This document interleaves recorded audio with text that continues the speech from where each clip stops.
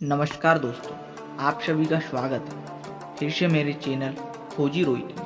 आज हम इस वीडियो में बात करेंगे भगवान नंदी के कान में क्यों बोलते हैं। दोस्तों, जैसा कि आप सभी जानते हैं, हर मंदिर में देखा जा सकता है कि भगवान शिव के सामने ही उनके वाहन नंदी की मूर्ति स्थापित होती है।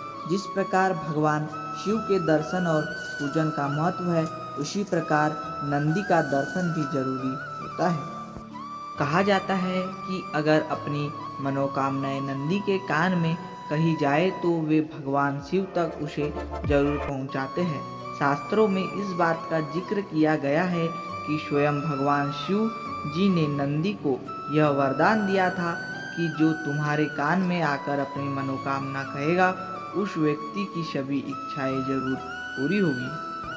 ग्रंथों के अनुसार शिव जी हमेशा अपनी तपस्या में ही लीन रहते थे और उनकी तपस्या में कोई विघ्न न पड़े, इसीलिए नंदी हमेशा शिव जी की सेवा में तैनात रहते थे।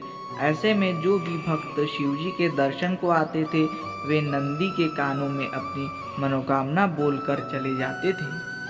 नंदी के कानों में बात शिव जी तक जाती थी, इसीलिए लोग मंदिरों में शिव जी के कानों में अपनी मनोकामना बोलते हैं। अगर आप भी नंदी के कान में कुछ कहना चाहते हो तो जान ले कि नंदी के कान में अपनी समस्या या मनोकामना कहने के कुछ नियम होते हैं और उनका पालन करना बहुत आवश्यक होता है। कोई भी मनोकामना कहने से पहले नंदी की पूजा अवश्य करें। नंदी के कान में अपनी मनोकामना कहते समय इस बात का ध्यान रखें कि आपकी कही हुई बात कोई भी न सुने। अपनी बात इतनी धीमे कहे कि आपके पास खड़े व्यक्ति को भी उस बात का पता न लगे। अपनी बात नंदी के किसी भी कान में कही जा सकती है, लेकिन बाएं कान में कहने का अधिक महत्व है।